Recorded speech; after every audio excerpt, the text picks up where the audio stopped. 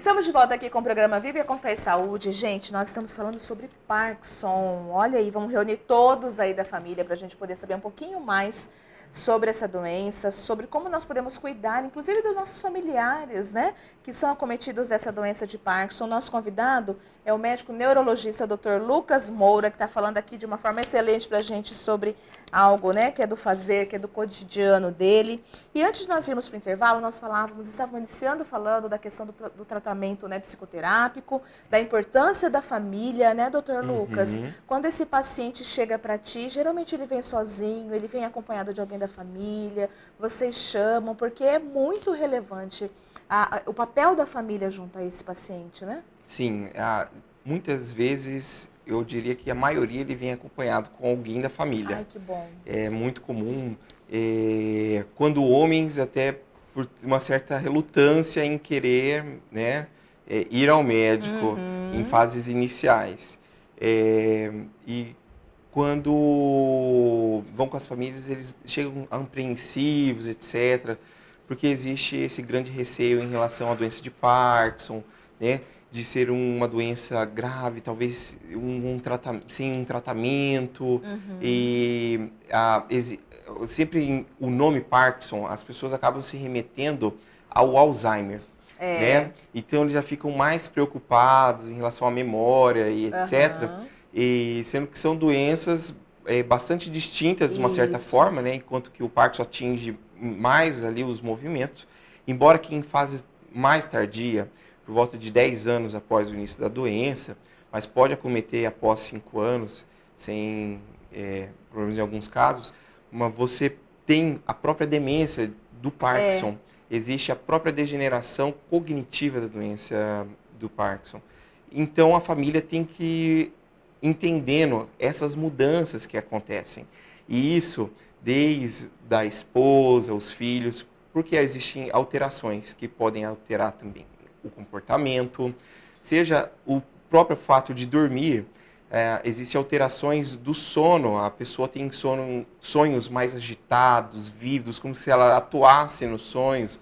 Então ela costuma às vezes se debater às vezes no sonho. Deve acordar muito cansado, né, Deve acordar cansado e também acorda a pessoa que dorme com ela, né? Então é comum às vezes o companheiro dormir em outro quarto, né? Quando chega assim, então inicia o tratamento também aos distúrbios não motores do Parkinson, que são os distúrbios do sono, que afetam, né?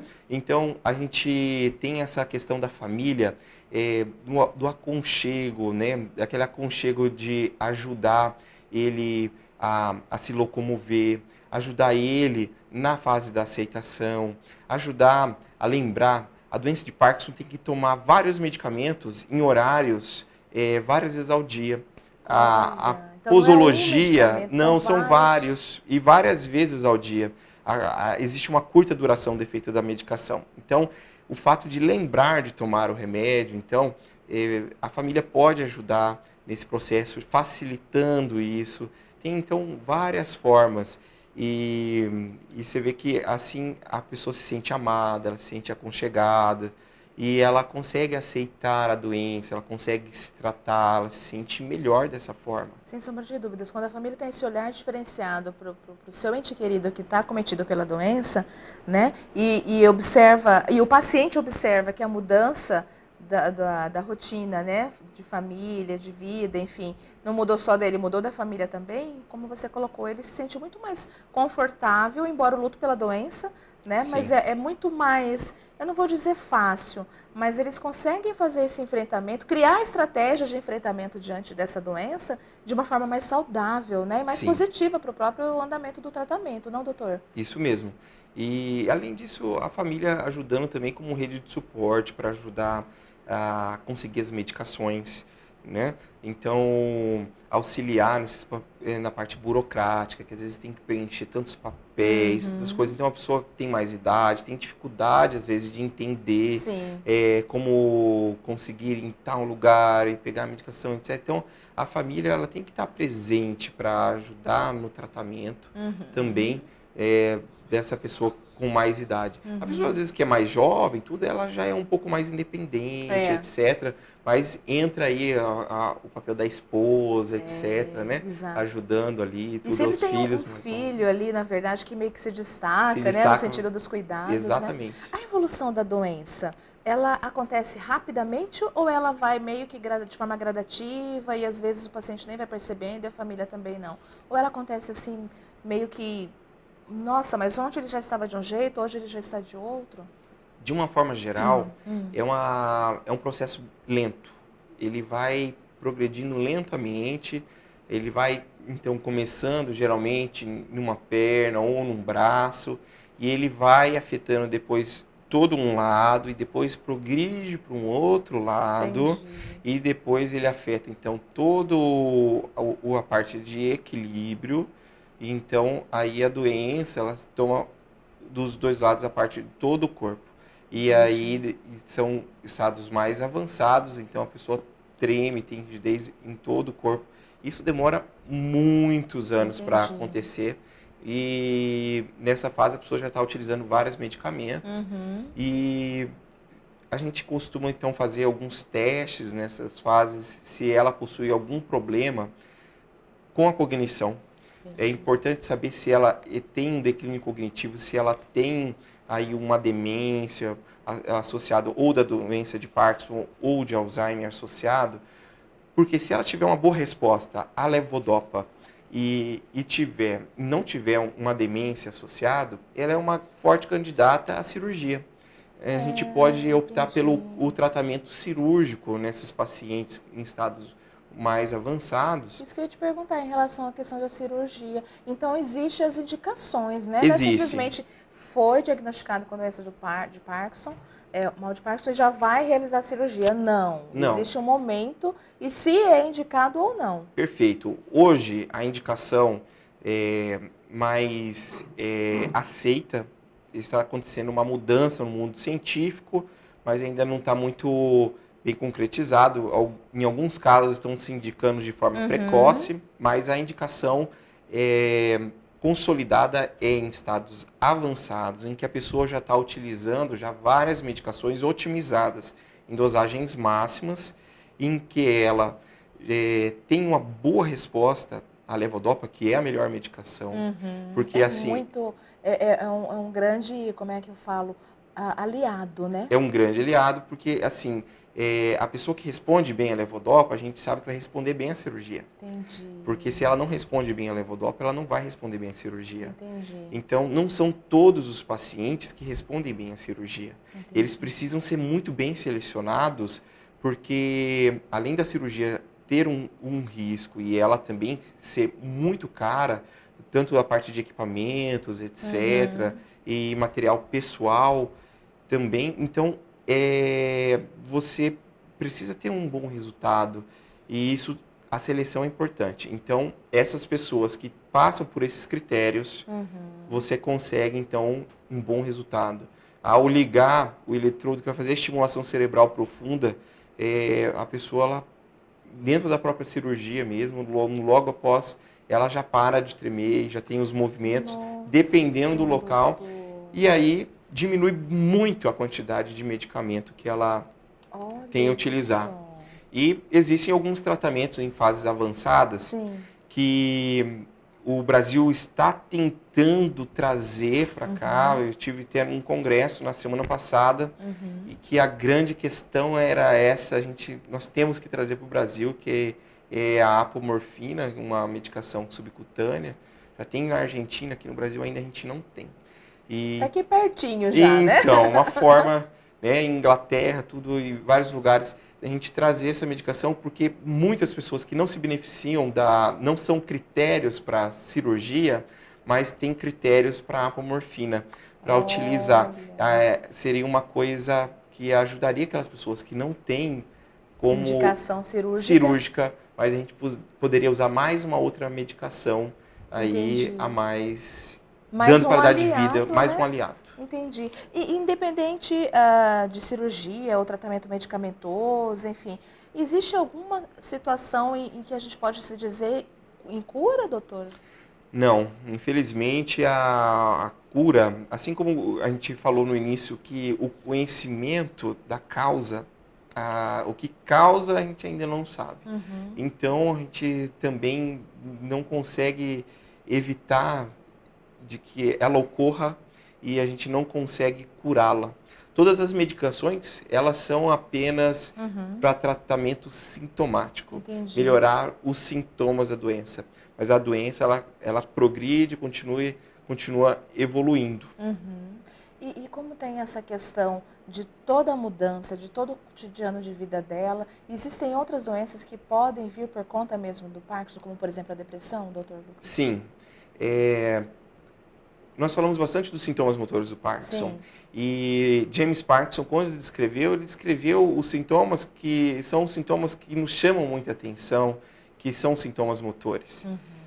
Mas a doença de Parkinson, ela é muito mais do que sintomas motores. Os sintomas não motores do Parkinson, eles surgem muito antes dos sintomas motores. Olha. Por exemplo, a depressão mesmo, ela surge alguns anos antes da doença de Parkinson. É uma depressão importante, uma Uhum. depressão geralmente com dificuldade de tratamento medicamentoso, você dá medicação, porque a doença ela vai atingindo os locais onde produz serotonina no cérebro. Uhum. E então a pessoa tem uma depressão, pega uma região de forma noradrenalina também, então a pessoa tem constipação intestinal, a pessoa se torna bastante constipada, tem constipação intestinal, é uma grande frequência e também atinge a região do olfato. A pessoa vai perdendo a capacidade de sentir cheiros. Olha. Então ela vai sentindo que já não sente tanto os odores, os perfumes e até pode acabar totalmente a capacidade de sentir olfato, que é a anosmia, não sente nada do olfato. O distúrbio do sono também pode acontecer antes mesmo da doença aparecer. Aquele distúrbio que falei, que a pessoa parece que vivencia durante o sono e que ela está atuando, todos nós, quando dormimos, sonhamos, o corpo ele permanece paralisado. E por isso a gente não sai, às vezes, esmurrando, esborrifeteando, É. né?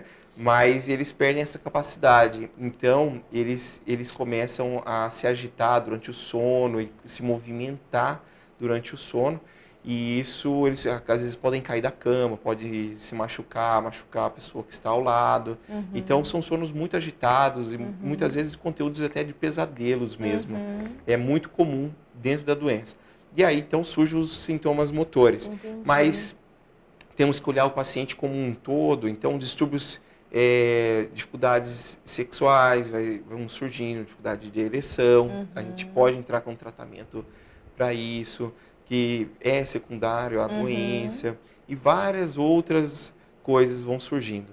Mas os sintomas pré-motores, para a gente pensar na doença, que nos ajuda, inclusive no diagnóstico, é a depressão, o distúrbio do sono, a dificuldade do cheiro e também aí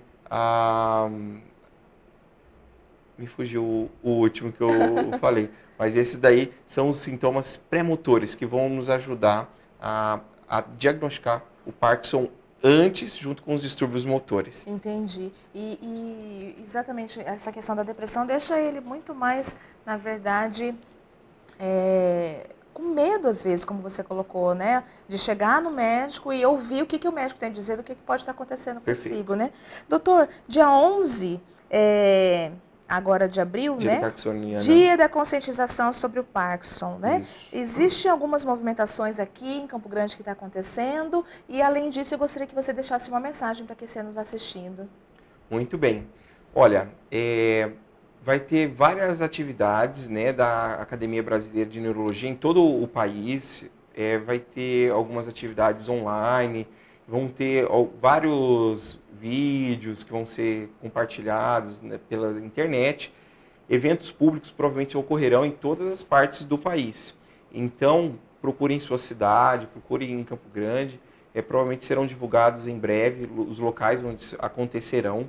E o que eu deixaria para vocês, que tem familiar com doença de Parkinson, que vocês estejam acompanhando ele no dia a dia, que vocês o ajudem, que motivem a ele a se exercitar. Isso é muito importante para ele, mas mesmo que ele tenha uma dificuldade, às vezes, de andar, ajude-o, às vezes, leve-o para, às vezes, pedalar. O paciente que tem Parkinson consegue pedalar muito bem. É até um sonho, quem sabe no futuro a gente criar um Pedala Parkinson aqui, né, coletivo, né, aí pro dia de conscientização, Sim. né, que eles têm uma dificuldade para andar, mas para pedalar eles pedalam muito bem. Então, ajude a cada vez mais essas pessoas a enfrentarem esse problema com bastante amor, carinho. A gente vai conseguir chegar aí a um bom resultado de vida e qualidade. Gente, doutora Rebeca, mais uma vez, muito obrigada pela sua indicação do Dr. Lucas Moura. E você é melhor que ninguém sabe também que nós amamos quando nós trazemos convidados aqui que amam, que fazem. O Dr. Lucas está falando sobre os pacientes dele, o olho dele está fazendo forma de coração. Então, querida, muito obrigada mais uma vez pelo seu sim aqui. Agradeço. Tem uma lembrança aqui do nosso Viver com Fé e Saúde para ti. Deus abençoe cada vez mais sua caminhada. A forma de coração dos seus olhinhos vê que você trata os seus pacientes da melhor forma possível, sim. não é? A gente tenta ter todo esse carinho, esse amor, né? E essa humanização no atendimento, né? Que muito mais do que o remédio é a gente ser o próprio remédio, né? Exatamente. Isso é importante. Sem sombra de dúvidas. E a confiança, né, do paciente em seu médico, né? Em seu doutor, né? Como diz, né? Mas eu costumo dizer também, doutor Lucas, assim, que antes da formação profissional vem a formação pessoal. Não há como ser um bom profissional sem ser uma boa pessoa. Então, parabéns pelo seu fazer, pela pessoa que você é. Querida. Deus te abençoe, Deus abençoe. Viu? Olha que maravilha, não é? Mas agora nós precisamos ir para um breve intervalo e voltamos já já com o programa Viver com Fé e Saúde.